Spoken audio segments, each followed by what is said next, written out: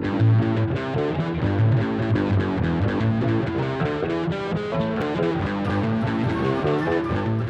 everyone, and welcome to another Dwarven Tavern video. I am Dr. Jeff Goins. I'm Ian Goins. And we are here today to talk to you about fighters. This is part of our character class series where we discuss the subtle nuances in character classes that don't even really stereotypically have subtle nuances. Yeah, because when you think fighter, you think a guy in armor who stabs or beats things to death. Which usually my fighters. Yeah, it's largely true. They are masters of armor and shield and sword and spear. I think that is the point right there. They are masters. Mm-hmm. And the only thing is, unlike the samurai, or the kinsai, those people who dedicate their entire lives to one single thing, like the pursuit of the sword, fighters can range individually from someone who is very much a devotee of the sharpened blade, to the way of killy stab. Killy stab. Or it can be someone who is just good at fisticuffs, like gladiators. Non-aligned knights, like someone who... Anyone who uses a cesta? Yeah, the cestus are the knuckle dusters of old. Which are awesome. I have a character named a little wild elf. He's like this tall. No, he's like a dinky little guy. But his name is Inscabrius. Yeah, if you watch our videos, you'll know a little bit about Inscabrius. Inscabrius is everybody thinks he's a ranger, but he's not a ranger at all. He's a fighter. He stays in the woods. He uses a bow, but he's totally a fighter. Yep. And then there's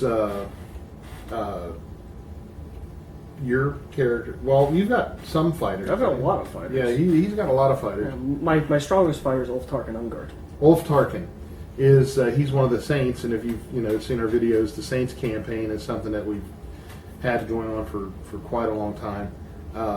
And his dwarf is a saint. And Saint of the Rock. Saint of the Rock. He's a dwarven saint, and he's just a fighter. And that's the misnomer, just a fighter. Just a fighter, yeah. Because we brought it up in the I believe it was the Rangers video. We said barbarians are 100% woodland. Rangers are 50% woodland, 50% city. Civilized. Fighters are the 100% civilized. So fighters do the exact same thing as barbarians, only they're 100% not barbarians. Which, the best example would be the Germanic tribes and the Romans. Yeah. That's I think my best example. That is probably the best example. Because that's is. Yeah, that's totally is. Yeah. Because the Roman legionnaires, they were fighters. They were fighters. They had the whole phalanx thing going on. Yeah. They had the ranks and ranks of shield wall happening. They are the best at killing. Yeah, and they were very refined. Their fighting style was very regimented. It was very documented, and it was very refined. Technically, a samurai is also a fighter. Actually, not technically, they are. Well, yeah, the Bushido is a... There are different books that actually make them specific classes, but just in the D&D 3.5 Player's Handbook, they've got fighter, and if you wanted to play a samurai, it would be a fighter. Right. And the definition, barbarians, rangers, and fighters, samurai, kinsai, all of the various cultures, they all are warriors. I think what classifies a fighter would be a character who is well trained in their art, who is good with a lot of ways of killing you. That's I believe what a fighter really Yeah, should and be it's not even necessarily someone who enjoys killing. Yeah, because you don't have to be.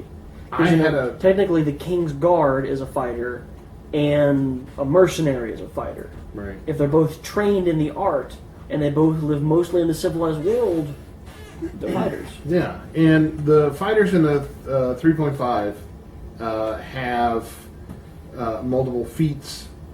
They get more feats. Fighters get more feats than any other class, as far as I know. They basically feat spam. Yeah. Because they don't get anything for free. Right. They don't get any special abilities But like rage once per day or 10%. That also means that when they get all these bonus feats, it also means that they can become amazing at the martial skills, like you would expect. Yeah, they can get all of the monk feats except for the diamond fist. Yeah, or they can totally branch off to be their own flavor.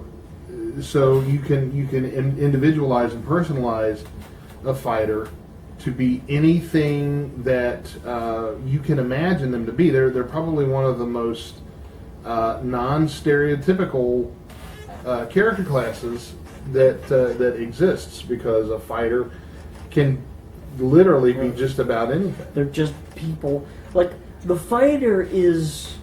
The character class itself is probably the most undetermined class. Because it's a guy, or a person, or a thing that is trained to do what it does, whatever it may be. Which that's the most undetermined part. They could be, like in Scabrius, a fantastic archer. Ulf doesn't use any ranged weapons. He throws a hammer at you. He doesn't arch. He does not arch. He has no archery. Yeah, it's like the weapons he uses they're both returning, and that's it. He doesn't use bows. He never actually used a crossbow once, and he did this, bink, and the string broke, and he went never again. Just unreliable. Can't use it. Not using it. Hammer. Just smash. And and those two are completely different characters. They're not even close to the same. They're short. That's what the similarities end. They both kind of fight for the same reasons, but they're completely different characters. Yeah. But they're both fighters. And my very first character was a fighter, as it is the case in most cases, I think. Yeah, because it's fighter's the character the easiest to start. You get to make the character you want as a fighter. Yeah. So. And my first character was Sargoth, and he later became a god slayer, because he was he got it in the idea that man should be. It was kind of a Wrath of the Titans kind of thing, where he believed that humans and people should rule their own destinies, and that gods shouldn't be involved.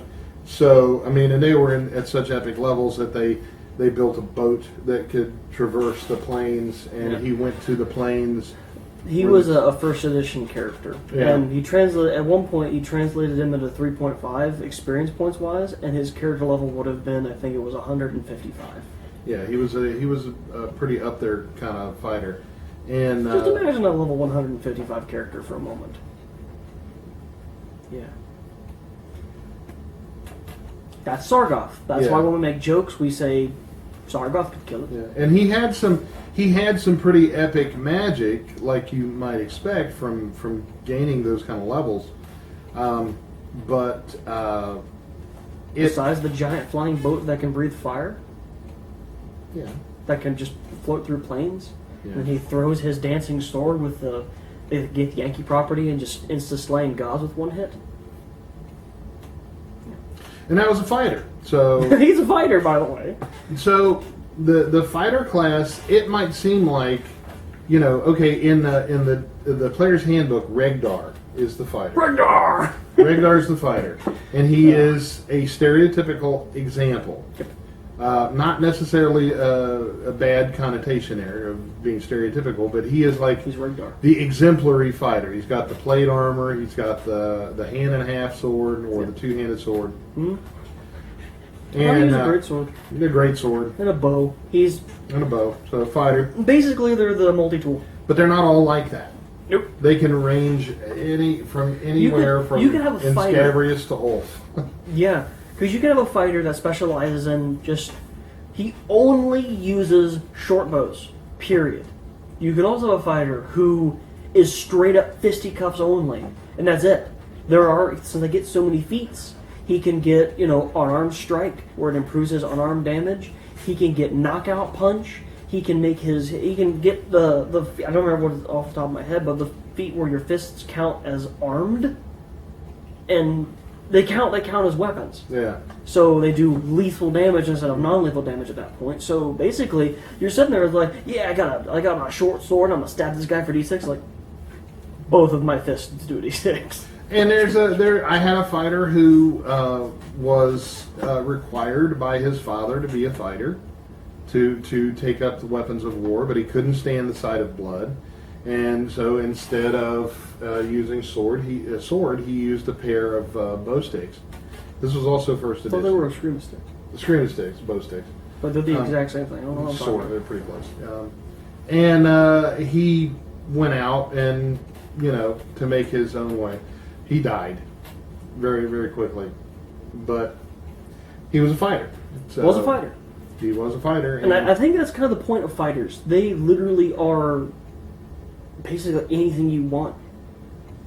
The only thing that really defines a fighter is the fact that they're from a civilized environment, because if they're not from civilized, they're either a ranger or a barbarian. Because if they're in the middle of the woods and you want to roll up a fighter, he's a barbarian. Yeah. And I had a fighter who loved throwing daggers. Yeah. He had bandoleros with nothing but it was almost like an Expendables. Yeah. With Christmas with his kunai. And everybody called him Dagger, and he would throw his daggers, and he was a fighter, always wore black leather. And the point that I think that we're trying to make is that the most important thing is to use your imagination. Yeah. And the most important thing about the specifics of the fighter is the fact that they have no specifics. Yeah. They are good at fighting. Yeah. But there are many different ways to accomplish that. Yeah. There's many different weapons. There's many different methods. The only thing defined about a fighter is they're a fighter. They fight. But that is the thing they're good at. They're good at fighting. And from there, imagine all of the movies and all of the books and all of the stories that you've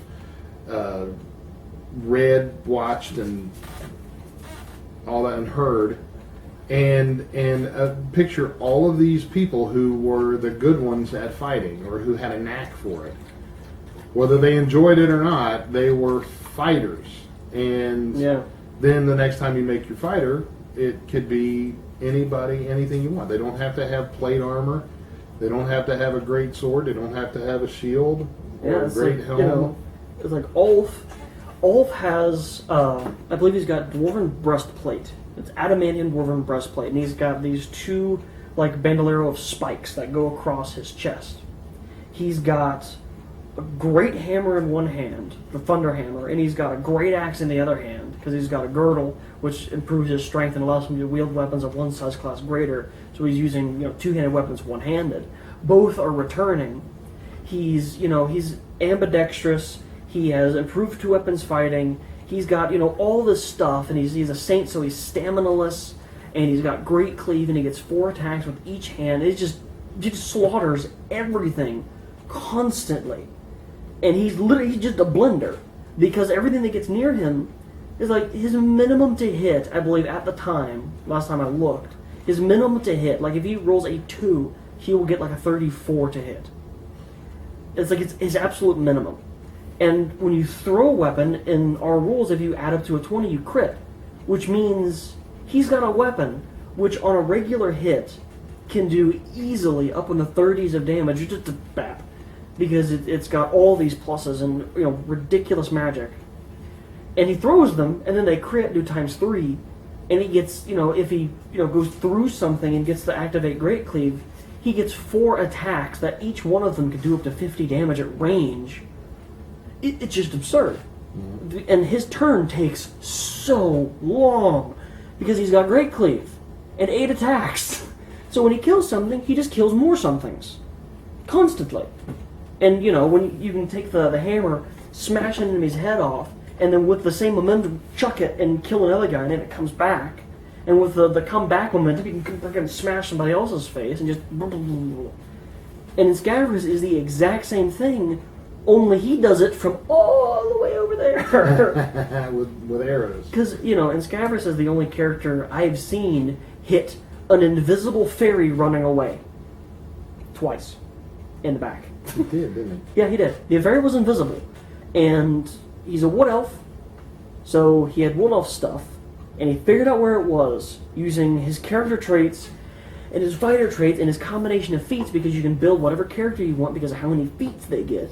It's like if you want to build an armed character or a heavy bruiser melee character that slaughters everything like Ulf, or you want a character who can, basically artillery one guy a lot like Inscavrius. Because Inscavrius only gets like 3 attacks. But he fires 2 arrows, both are pinpoint, and he does like what? Plus 15 to damage or something ridiculous with that bow? It's ridiculous. It's ridiculous. So, and Scavrius is only like a third the level Ulf is, and he's, slaughtering everything just as easy, except Ulf has Great Cleave. You can't activate Great Cleave with the bow, which is sad.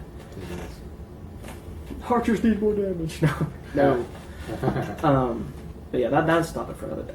Yeah. So the whole point is, I think, is to use your imagination. Don't allow the label of the class to pigeonhole your character. If you want to make, and that might be always be creative with your characters, because it's like as we said in the video with the familiars.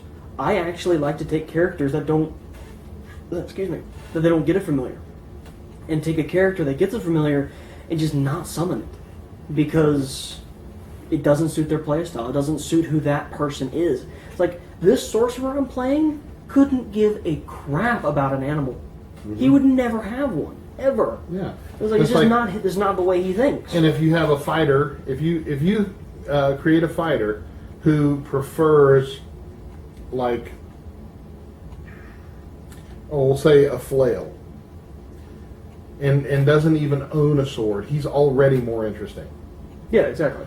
So that's the thing to keep in mind. Yeah. Very, very fluid class. Yeah. Actually, the most, because the fighters have no rules bounding how you play them. So here's a little challenge for you. The next time you have a group together and they're making a group, make them all be fighters of an entirely different type. Yeah. And see how many different types of fighters that they can come up with to do their adventure. So yeah, you could totally have a fighter who specializes in scrolls, who basically acts like kind of like a wizard, but he's not magical at all. And you can have a fighter who is very stealthy. Yeah, have a fighter who prefers to run people through from behind, and is like he doesn't get a bonus with a rapier or a short sword or something. And you can have the tank. You can get, because the thing is, there are feats that allow you to make magical items without being magical. It's like I recently looked it up on Pathfinder. You can totally have a character who can build magical items for the party, and nobody's magical at all. Yeah. So you can have a guy who specializes in magical items and has no magical bone in his body. And then you've got another guy who uses weapon finesse and uses only his dex to kill stuff. So he basically got the rogue, and they're both fighters. And then you got, the Inscavrius guy who everyone's like, oh, it's a range race. No. He just has rapid shot because he got it, because he earned it. Yeah. So try that and see what happens. Yeah. Let us know. Really cool. Leave a comment. And I think on that we are going to let this video go as well. So don't forget to like and subscribe and all that, all that stuff that is we find necessary to keep going. And let us know what you think.